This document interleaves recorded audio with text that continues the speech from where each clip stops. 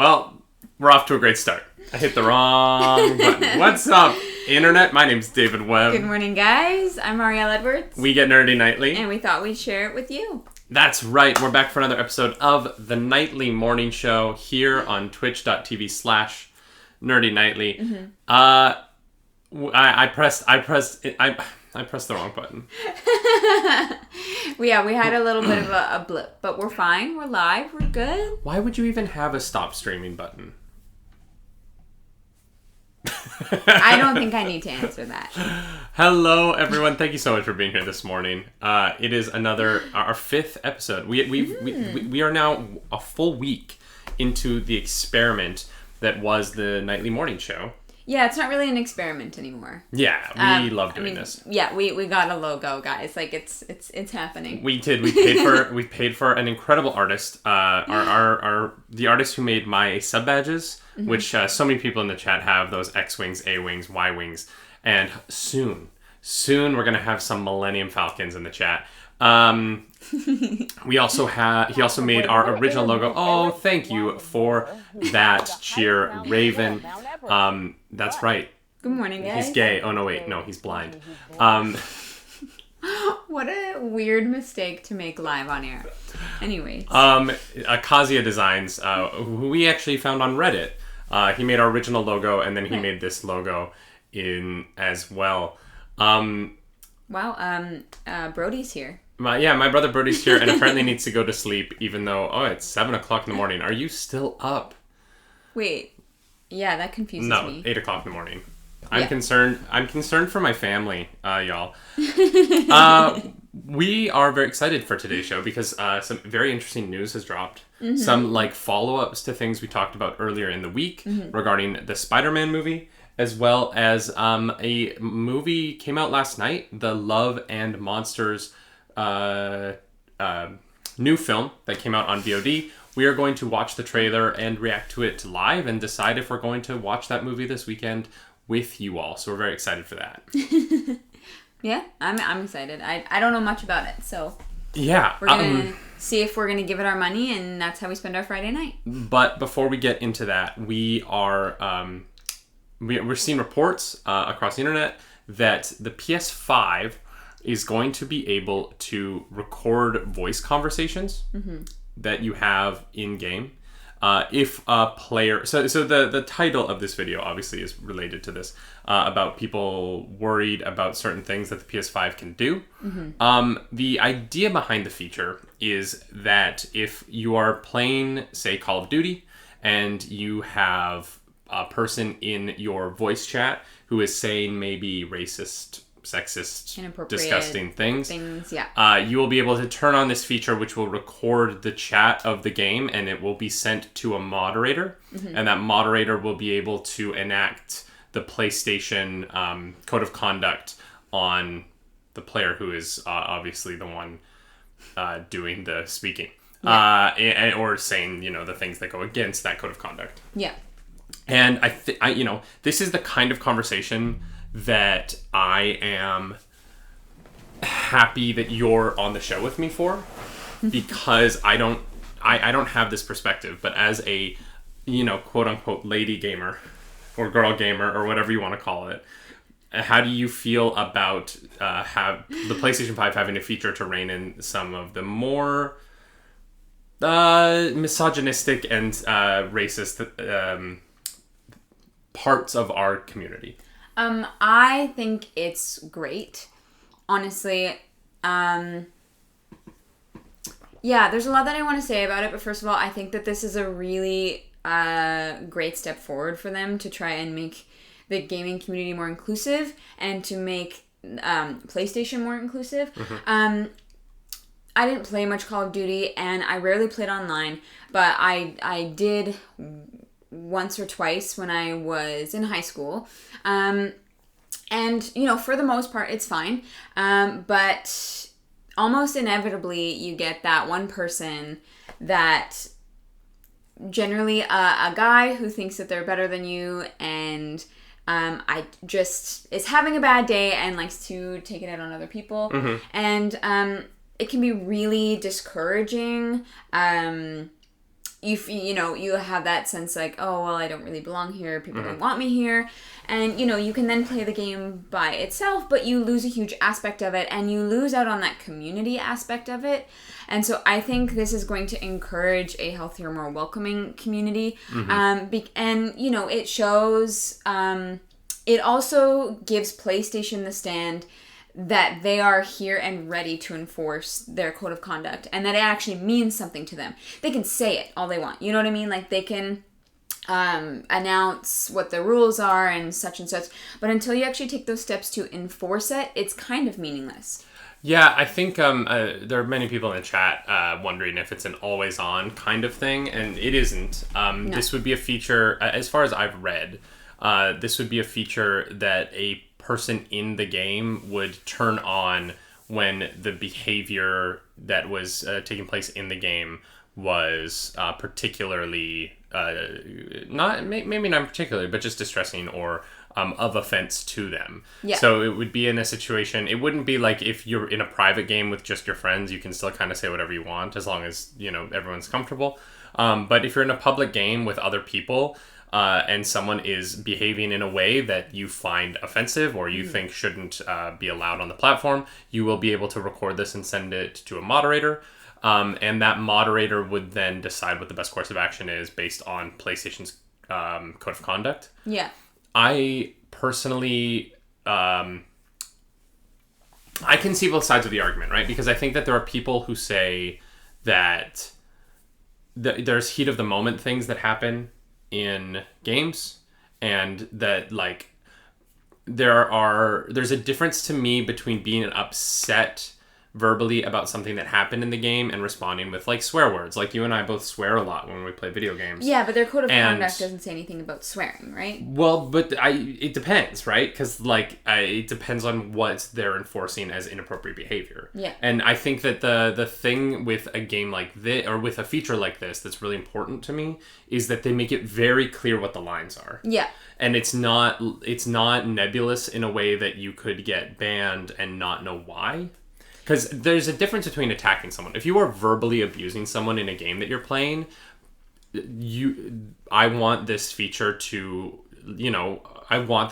cull that part of the community a little bit. Yeah. And to, maybe even encourage members of those communities that hey, clearly what you're doing is wrong. I think that being told that what you're doing is wrong by the companies that you love the entertainment from is a valuable resource in, helping these kids grow up. For sure. But at the same time, I don't want adults who say the F word a lot to be taken out. And so I like the feature. I have no problem with the feature at all. As long as it's a thing that you turn on. I think that if it's a thing that's always on, that is a little bit weird. It wouldn't work. Because they couldn't hire enough moderators to keep up with that. No, there would not be enough people. There would not be enough infrastructure to comb through that much data. So yeah, I think that's the way to go, is that if someone in the room, if in the community feels uncomfortable, then they can report it and have evidence. Well, and I think that it just goes back to the online community issues that even we've seen in our Discord. I know a lot of that we had a community breach on our Discord.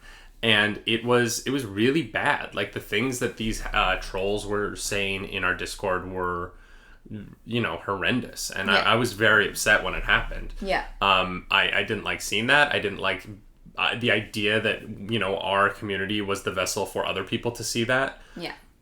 And so, I think that we're living in a world now where companies are being asked by the people who use their platforms to be more invested in keeping this stuff off of those platforms. I think, Facebook is feeling that pressure. Yeah. They just banned all QAnon across all Facebook, has been banned.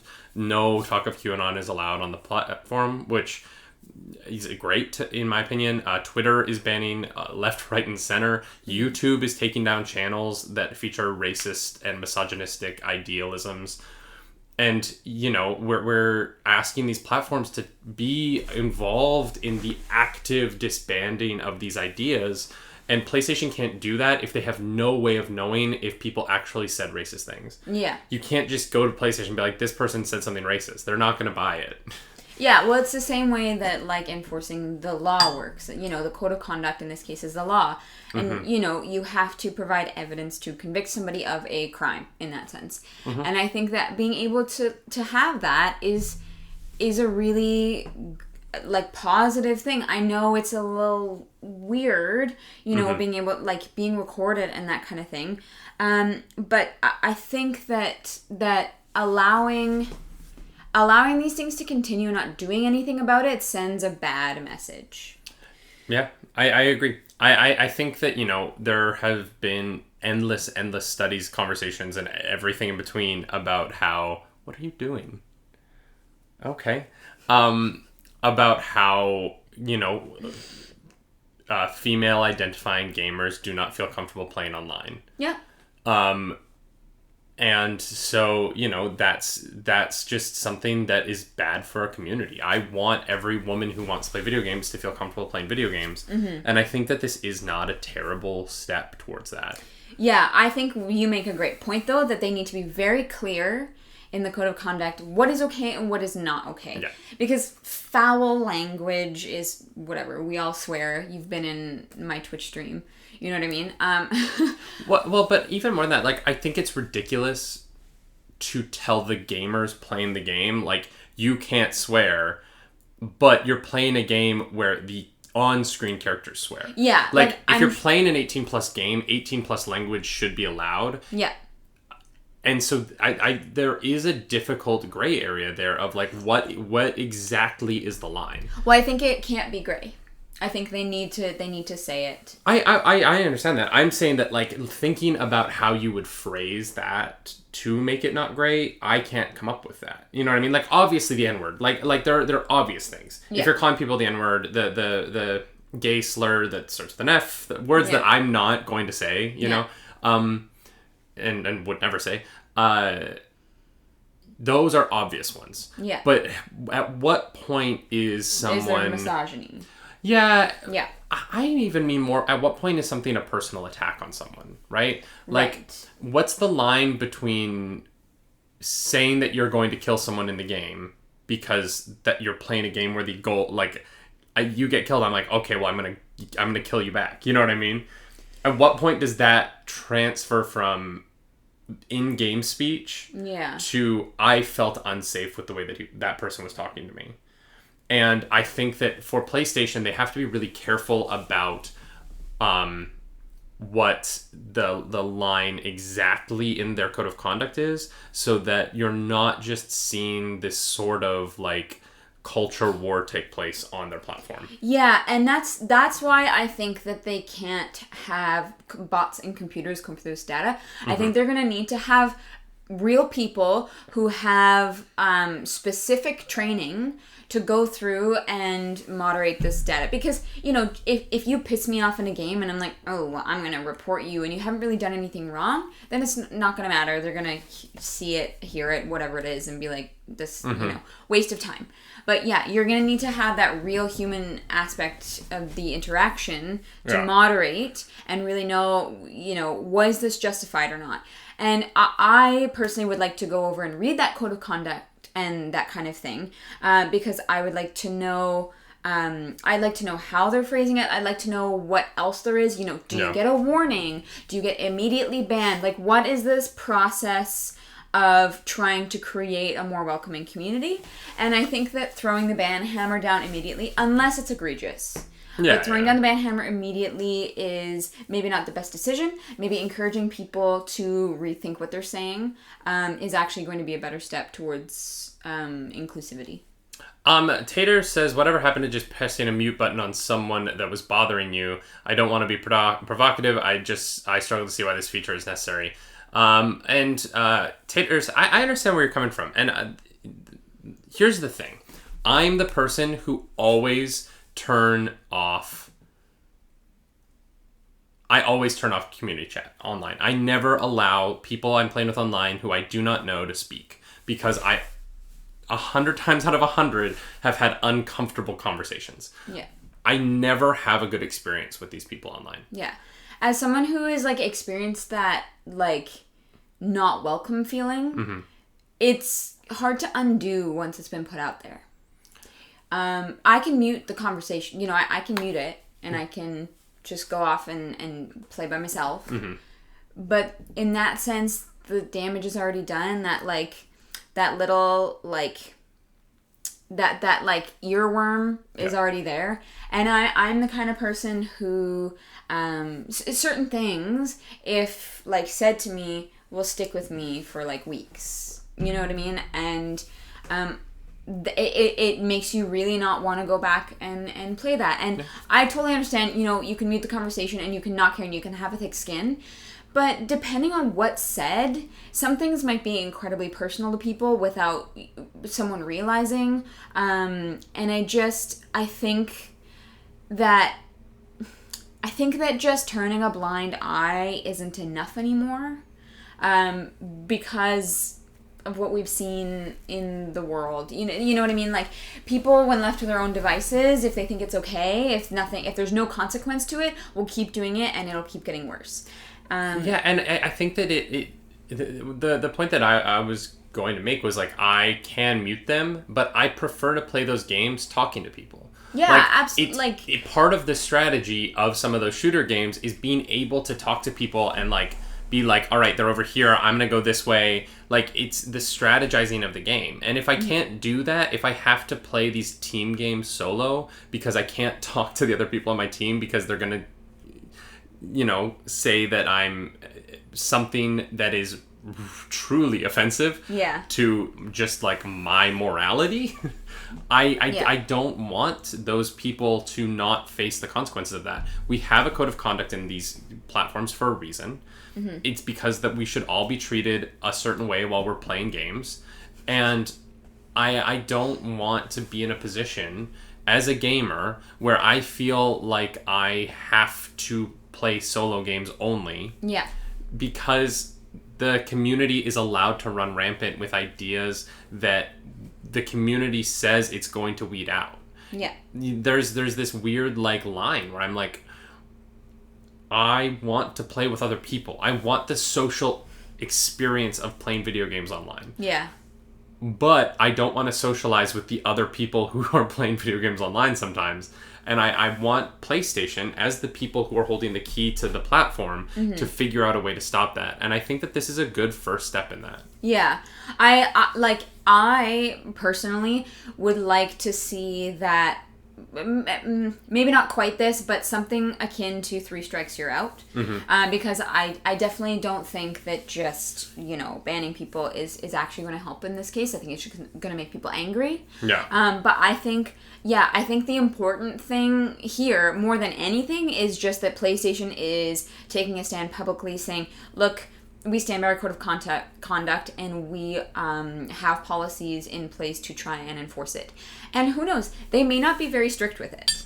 But I think it's still a positive step forward, the fact that they are backing up their own policies.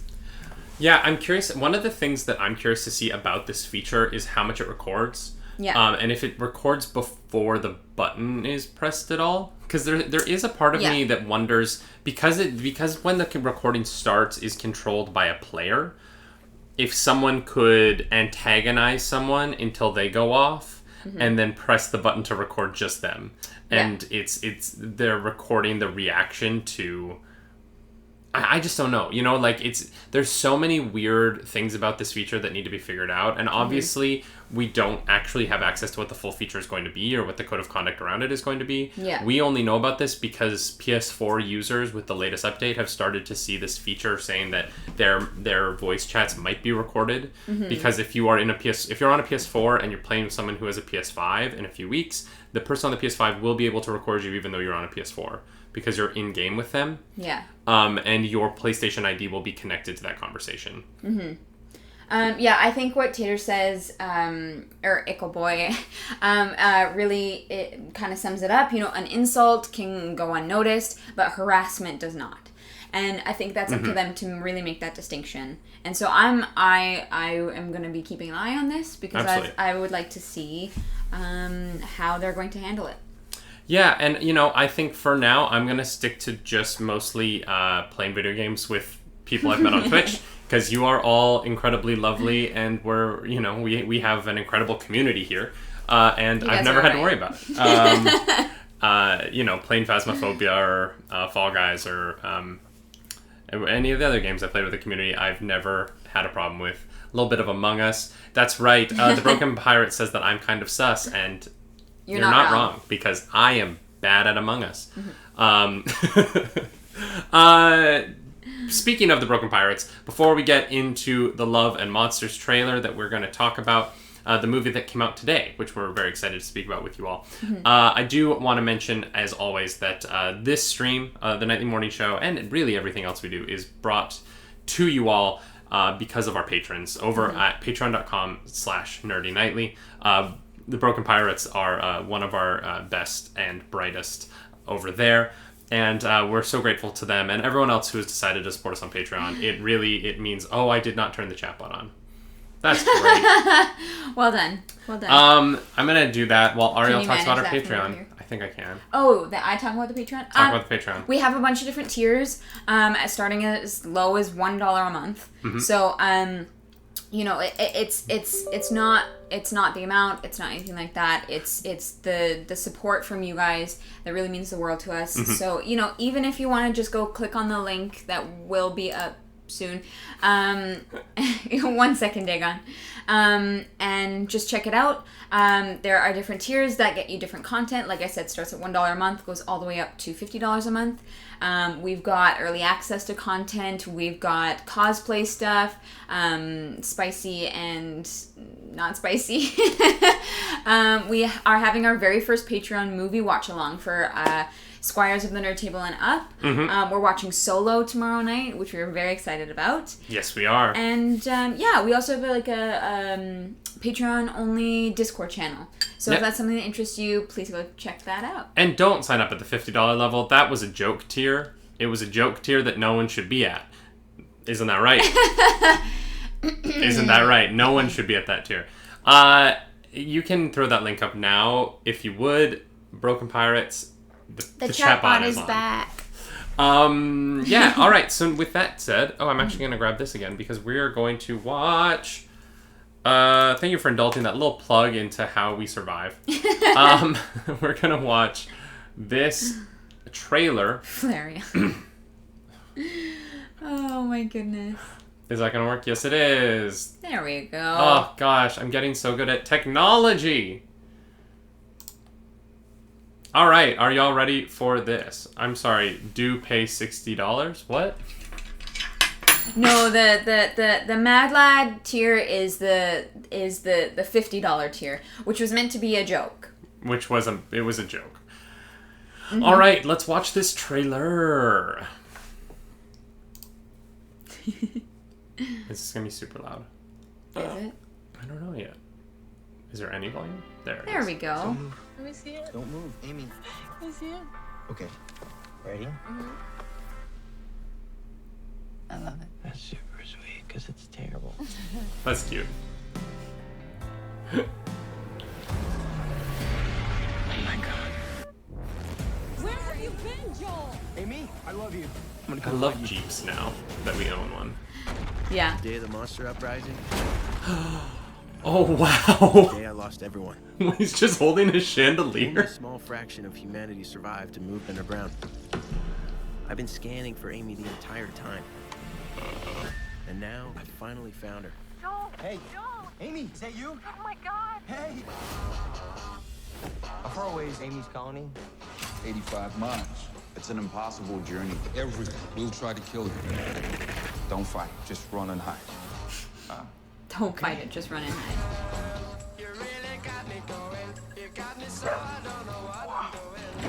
You all alone? Me too. You don't have to talk about it. That's a cute dog. You wanna come with me? It's a 5 out of 7 dog right there. If the dog in this movie dies, We riot. we riot hard. Is that a samurai sword? Yeah, it is. Yeah. Instincts out here, man. Michael Rooker. Instincts. You'll die. Super encouraging speech. You made it all this way for a girl, huh? You ever hear the term fool's errand? No. Amy, I miss you so much. We have lost this war. We could still take our world back. You're more of a survivor than I thought.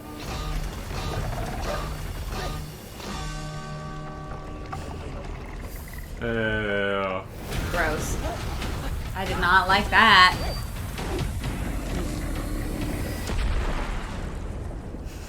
That looked pretty good. Oh, that was awesome.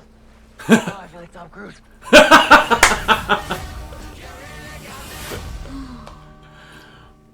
That's so fun. Yeah, right? I like that. That looked like more fun than I thought it was going to when I heard the premise.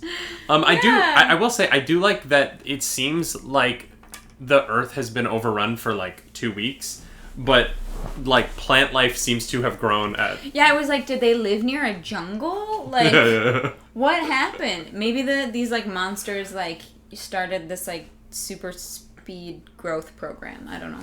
Well, I mean, it has to be something right like that, right? Because the monsters are all so big. We would have noticed them. Yeah.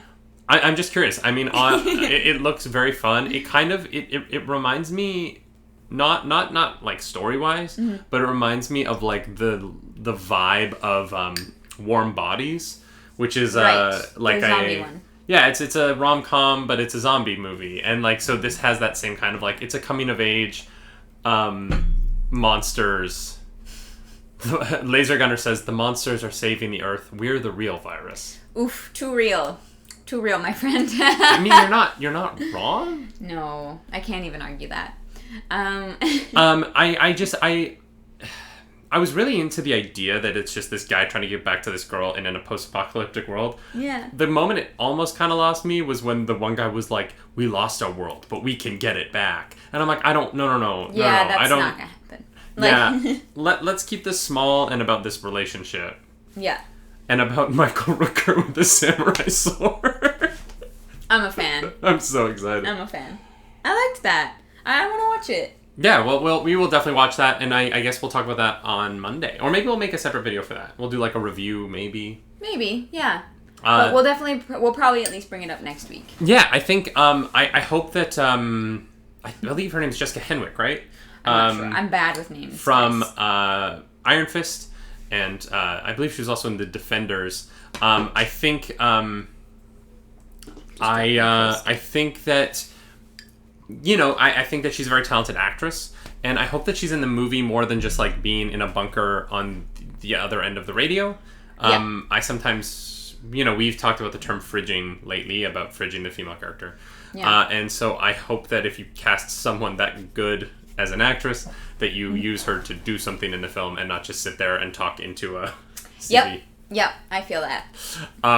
Because, you know, it doesn't, you know, it seems like it's mostly a story of a lot of male characters.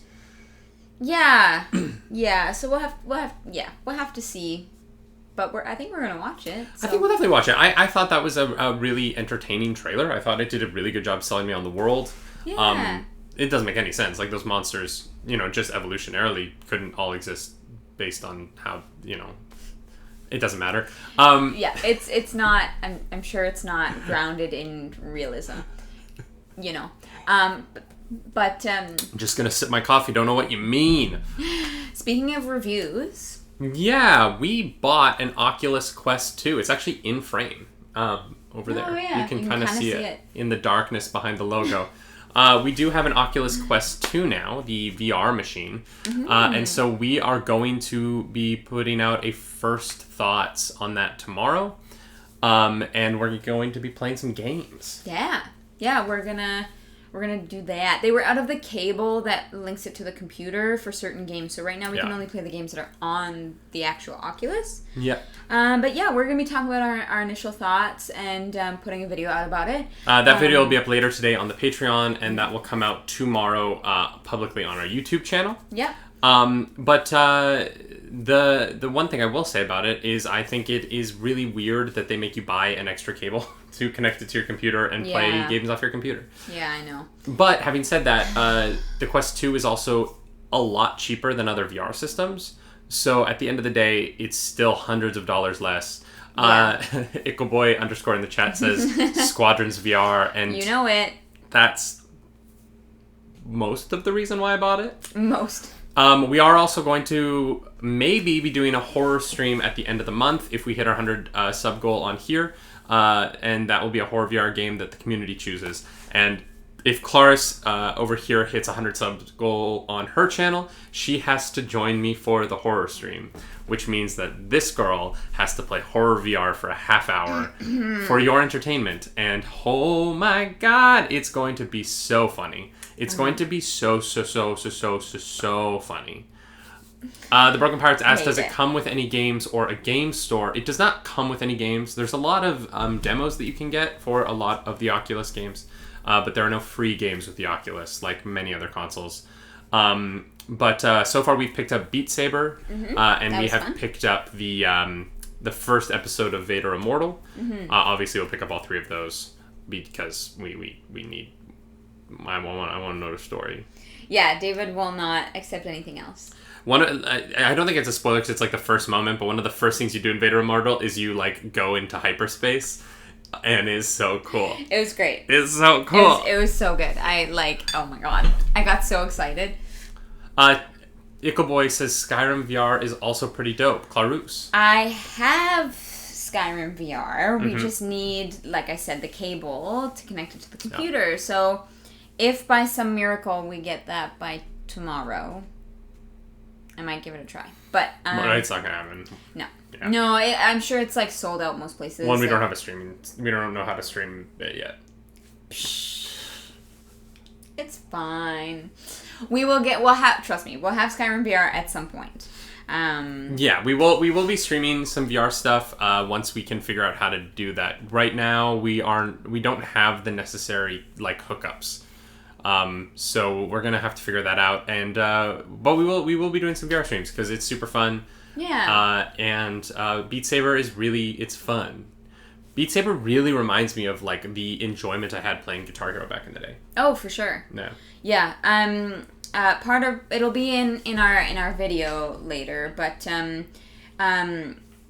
I don't know if I'm yet comfortable wearing the headset for hours at a time. Yeah. So I think Dagon, if we did stream Beat Saber or something like that, it would be on the Nerdy Nightly and we would be taking turns and sharing it or something like that.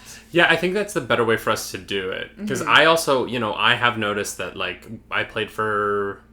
After about 40 straight minutes in VR last night, my head got a little like... Yeah, a little icky. Yeah, a little... That, exactly. So we're very excited. I think I'm just excited to be a part of like this like next step in technology. Like I remember when the Wii came out, and it was like so cool to be... Because we got one pretty quickly after it came out.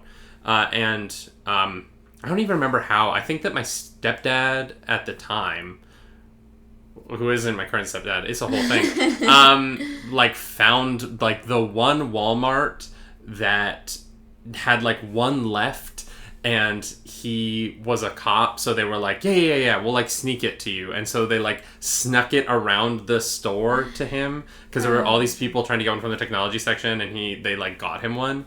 And it was very cool of them to do. I just remember I was like, oh my god, this like motion control, like this is the future. Oh my god, my voice is, I don't know what's happening. And it's weird like going from like those weird Wiimotes to now holding the like Oculus controllers, which feel like they're like molded to fit in a hand. Yeah. They fit in hands so well. It's really, really cool. They're very nice. But to be clear, you can... the Broken Pirate says you can play games on Oculus now without computer or PS4. Yeah, so our Oculus Quest has 64 gigabytes of onboard storage. There's also a 256 gigabyte model. We went with the 64 because we intend to plug it into a computer, so we don't need as much onboard storage because our games will live on the computer and be streamed into the Oculus. Yeah. But the Oculus Quest can play wireless with onboard storage. And so, like, our Beat Saber game is on the Oculus. The Vader Immortal, anything from the Oculus store can be played straight onto the Oculus in the headset.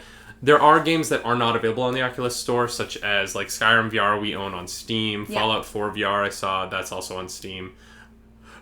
So, you know, it does become a bit of a what games you want to play from where kind of situation. The Oculus is perfectly comfortable with anything on the Oculus store without wires. And honestly, I was surprised. We have fiber internet in our apartment, but the download speed of the games was really, really quick. Like once we had the thing in our apartment, the boot time and the setup process only took us like 15 minutes, and then we were in game. It's so fast. Yeah, I was really. And Beat Saber's not the biggest game, but I was still very impressed by how quickly I was able to set up. I know that people were complaining that on the Oculus Quest 2, you have to sign in with your Facebook account to use it.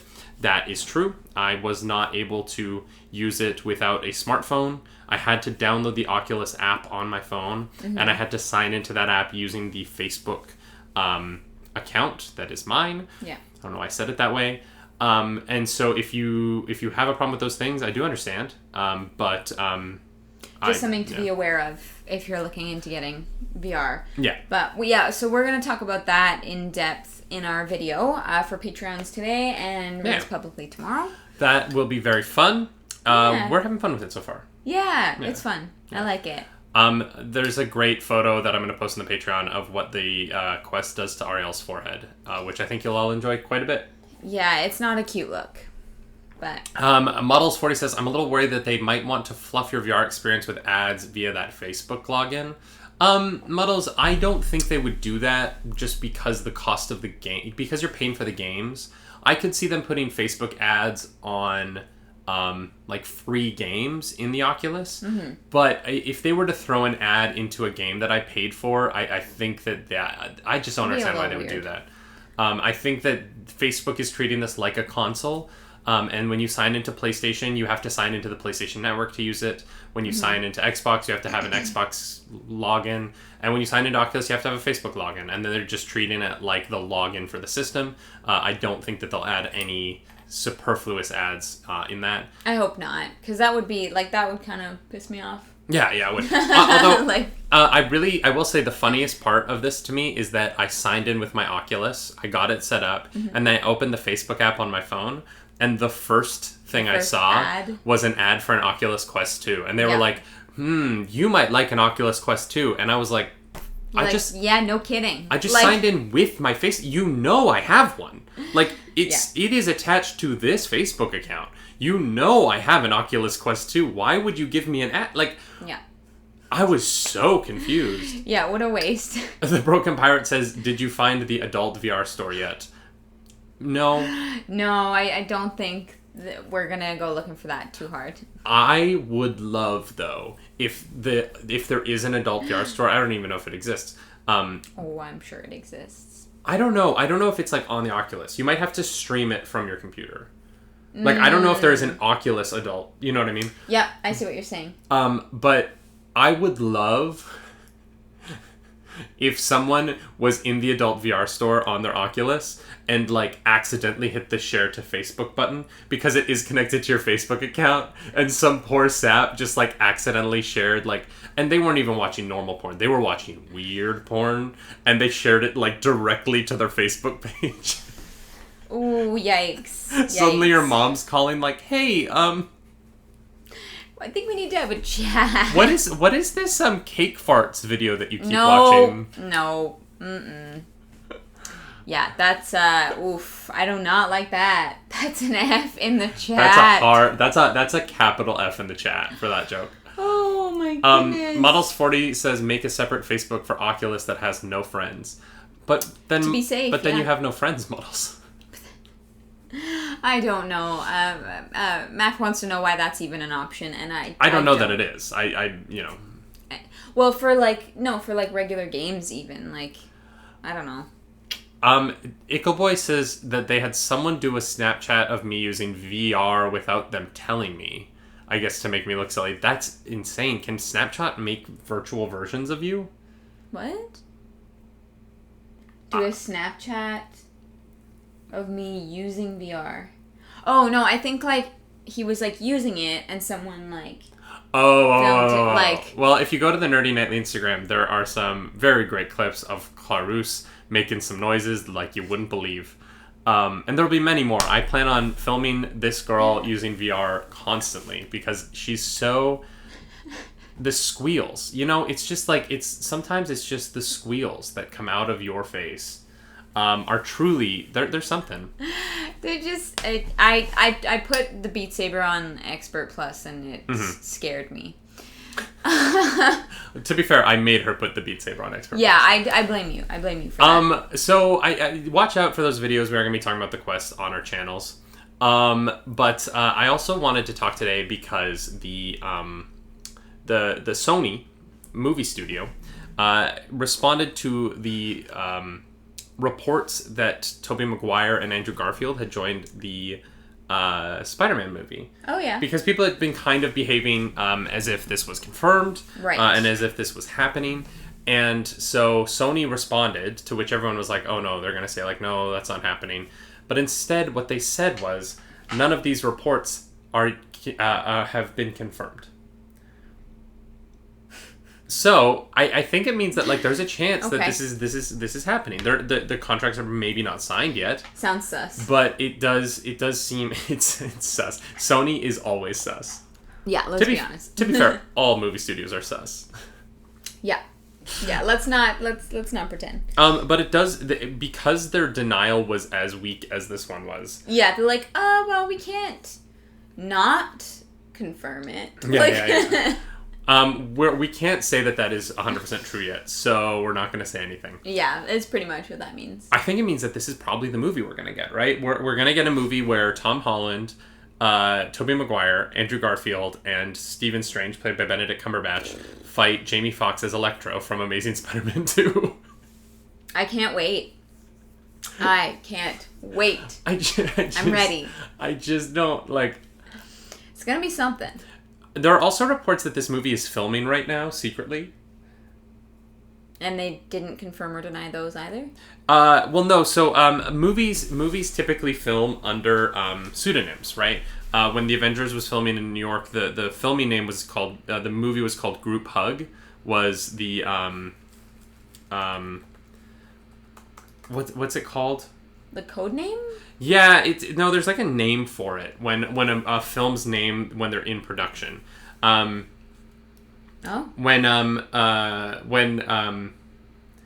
the Solo, a Star Wars story was filming, why can't I think of this term? The name for it was Red Cup. Because of Solo cups. I get it. Having these like nom de plumes in filming is really important, right? Mm-hmm. The Amazing Spider-Man was Fiona's tail, because it's the spider in Charlotte's Web. So there's all of these kind of... You put out all of your casting notices under these fake names, hoping that people won't figure it out. The problem is everyone knows. Yeah. But... yeah, I don't really... Maybe it's just like an ancient tradition that's being upheld. So the Spider-Man 3 is filming under the title... I'm trying to find it right now, because I know that I saw it earlier. But Spider-Man 3 has begun filming secretly in New York City. There are set photos that have started to come out. Wild! Oh, it's called Serenity Now, is the filming title for... the working title, that's what it's called. So Serenity Now...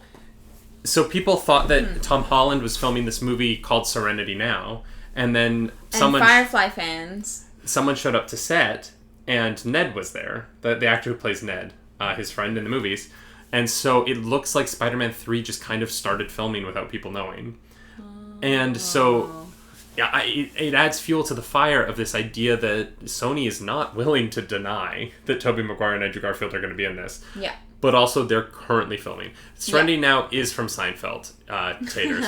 It is a Seinfeld reference. A lot of the MCU movies, their working titles have been Seinfeld references. Mm-hmm. which I wasn't aware of until actually I read an article about Spider-Man 3 filming. That's funny. Yeah, because I've actually never seen Seinfeld. Me neither. Yeah, it's one that I missed for sure. Yeah. What do you think of movies filming right now? Of the fact that there are films being made? Well, I mean, part of me is very happy because I like new movies. There's an optimism to it. Yeah, but also, man, film sets are just weird in that way that, like, you know, everybody's close and there's a lot of people that go into, like, making a movie. Mm-hmm. And, like, depending on the scene, like, unless actors are, like, bubbled together, you're very close. Mm-hmm. Even if it doesn't look like you're that close on film, like, sometimes they film you, like, this far apart to get a specific shot, even if it doesn't look like you're that close. And I am happy about it, but I'm nervous. That's fair. You know, we've already had instances of COVID being on sets. Yeah. Robert Pattinson in the Batman. Yeah, and it shuts everything down, and it's a tough thing to navigate. So I'm just hopeful that people are taking the precautions seriously. Yeah. Just to avoid, you know, spreading this virus at a quicker rate. Well, and I think even like last night there was supposed to be a Thursday night football game last night, and there wasn't because of COVID. And I think that we're seeing that, you know, New York has huge numbers right now. Like, New York is not... Dagon and I had the same thought at the same time. He said in the chat, it looks like the football season is going to end. Yeah. And it's you know, it's sad. And look, I'm not saying that football's the most important thing in the world. I'm not, and I know that football's dangerous, and it's so complicated, right? But there are a lot of people who work in the NFL, and I'm not just talking about the millionaire players. I'm talking about, like, there are a lot of people across the sport who rely on that job. There's people who are, you know, on the film production end. There's people who are in, you know, there are people on the field marketing, who fill the balls with air. Yeah. And, like, that person is another job lost. And I'm not saying that, like, you know, football's the most important thing, or that theater is the most important thing, or that, you know, any of these things are the most important thing. But when all of them are toppling like dominoes, what we're seeing is that the amount of jobs lost is insane. Yeah.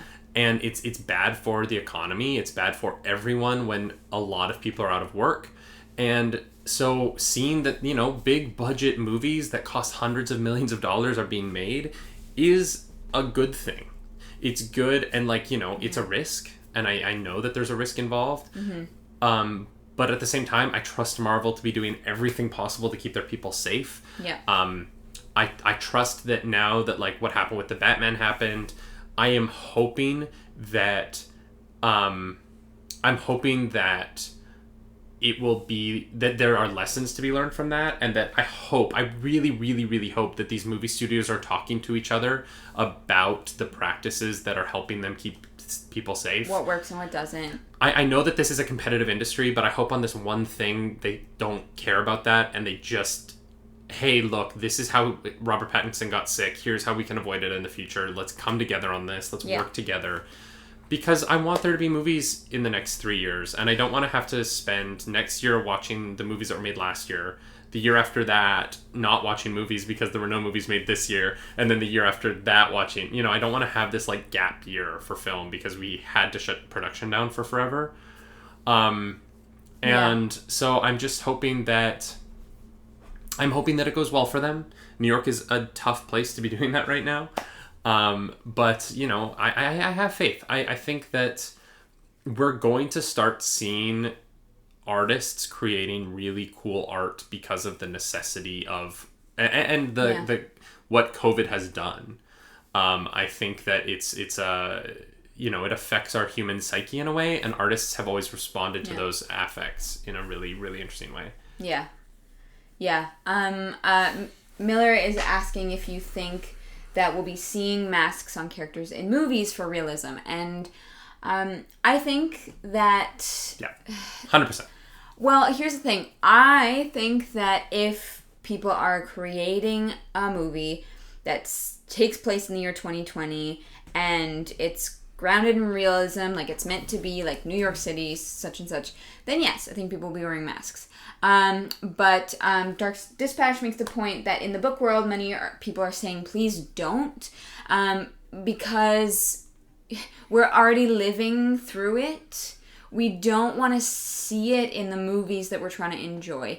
And I don't want to equate the two events, but it would be, I feel like it's similar to if you were to, like making a movie, for example, about something like 9/11 too soon after it happens. People don't want to see that. You know, I don't know, that Nicolas real. Cage movie made a lot of money. Yeah, but I heard that a lot of people were very upset about it. And I think that having that escape is a really good point. But on the flip side of that, I think if you're making a movie about 2020 that's set in current events, absolutely, yes, we will see it. But I have a feeling people are not going to want... Like, I have a feeling film studios are not going to want to keep reminding people about COVID because we already see it every day, everywhere. I don't know. I think, like, when I think specifically about diseases, and I think about the Normal Heart, the AIDS play that came out on Broadway in the middle of the AIDS pandemic, and it was a really effective, I don't want to say tool, but it really, people who saw that play had their eyes opened to the real damage of the AIDS epidemic. And it was so incredibly topical that there were a lot of people who were very uncomfortable about the fact that it was on Broadway at the same time that it was happening. Mm-hmm. But now, in retrospect, you know, when people talk about that play and what it meant to particularly the gay community as it came out, and the way that it changed people's minds about how to treat people who were dealing with AIDS and just how important that play was as a whole, I think that it coming out in the middle of everything that was going on was very important. I don't really want to see a comedy right now about coronavirus. That's not I don't think there's room for that yet. I don't think we're able to make jokes about this time period. Other than like small, like a YouTube video making fun of the fact that, like, you know, there's no toilet paper in the store, fine. But like a big comedy about this would be weird. Yeah. But I think that if someone was able to put out a movie next week that they had been filming throughout the pandemic that was able to show the cost of this pandemic on particularly like minority communities, poor communities, like if you put out a documentary tomorrow about how this pandemic has affected in particular like trans Black women, I think that the value of something like that could be very high because it would give us a way to show people who maybe are struggling to empathize with the communities who are struggling the hardest with this virus, a way to, you know, show the people who are not in those communities what that struggle is like and convince the people who are not currently helping them to help them. If you're... I think that sometimes those things have value when they're in the middle of putting out the truth in the middle of a problem can sometimes help solve the problem for the better, particularly for the communities who don't always have a voice in these moments. Yeah. For the communities who can't afford a lobbyist. And I think that, you know, we were talking the other day about how the iPhone 12 will make you able to film a video anywhere. You know, you can film a movie on that camera phone. And so I'm hoping that what we'll see is, you know, these small-time documentarians or these small-time filmmakers who don't have the budget yet, be able to put together the kinds of important film work that get shared and get seen and put the emphasis on these communities that need our help and that aren't getting it right now. Yeah. I think that there is a big distinction between making a movie about COVID. Mm-hmm. You're right. I think that there is probably room for that. And, you know, it might actually be very beneficial. But I still don't think that in a movie that's not really about the pandemic in any way, I don't think we're just going to see when the actors go outside or go indoors, they put on masks.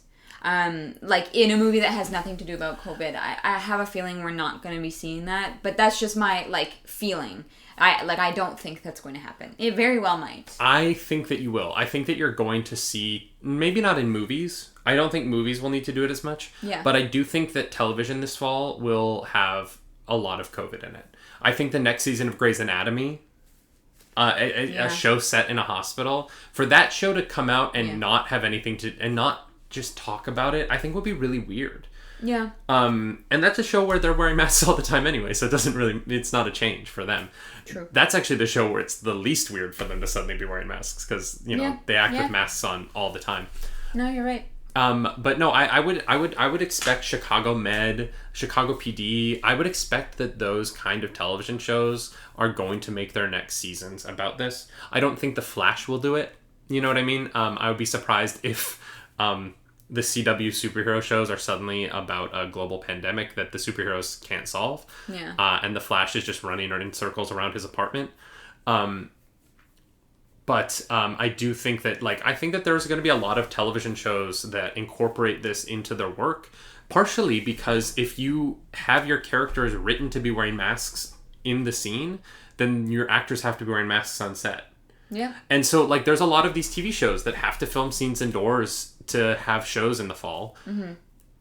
If they have to wear masks on set, and it's written into the script, it makes it safer for the actors. You're actually, by writing it into the script, you're actually kind of creating a safer work environment for everyone involved. Yeah, that's true. No one can be maskless indoors because it's in the script. You know what I mean? And so, if you peel away those kind of issues towards making television, you'll have a really cool experience in, I think, creating a new season of television in that, here are the limitations, make it work. Make us give a shit about your characters while they have masks on. Yeah. I think the people I feel the worst for in all this is sound techs, because how the hell are they going to do that? But yeah, no, I think you make a good point. Dark Dispatch is saying in the chat, we won't see it in Lovecraft Country or Raised by Wolves or Star Trek. No, and any genre television does not need to talk about this. Yeah, it. Yeah, obviously Star Trek is set in a futuristic world, clearly that's not going to, unless they go through a wormhole or are sent back to 2020 and have to deal with COVID. You know what I mean? If Star Trek Discovery goes back to 2020 in an episode, wild. Gene Roddenberry would be so happy. He would be like, this is why I made Star Trek. Right here is this episode where they're walking around New York City in the middle of COVID. Okay. Well, I guess we'll have to see. Star Trek Discovery. Hey, if you want the rights to that episode, I will write that episode for you for free. No, we need to make money. Please don't give away good ideas for free. I mean, we can't. They can make that episode if they want. We have no right to tell them they can't. I know. But we are almost finished up today's episode. Yeah, one more minute. Is there one last question from the chat that you guys want answered? If not... We also have an announcement before we go, so while you're typing out your questions... We have an announcement! We have a big announcement! Oh my gosh. I know, I can't believe you forgot. So next week, obviously we're going to be back Monday to Friday at 10 a.m. And on Tuesday, we're going to be having a special guest on the Nightly Morning Show. That's right. Ladies and gentlemen of the chat, Tuesday... October, we're not in September, we're in October. What day is that? If today is the 16th. The 20th. Tuesday, the 20th of October, we are going to be joined on the couch in person in these times of COVID by... Fantaxia. That's right. You love her, we love her. The wonderful Twitch streamer, full-time Twitch streamer. Yeah. Fantaxia will be on the couch with us on Tuesday for the whole episode, and then we're going to try and convince her to stick around for a little extra chat to be recorded just for the patrons. Good call. Yeah. So hopefully you'll be able to join us for that. We're so excited. We have not yet met Fanta in person.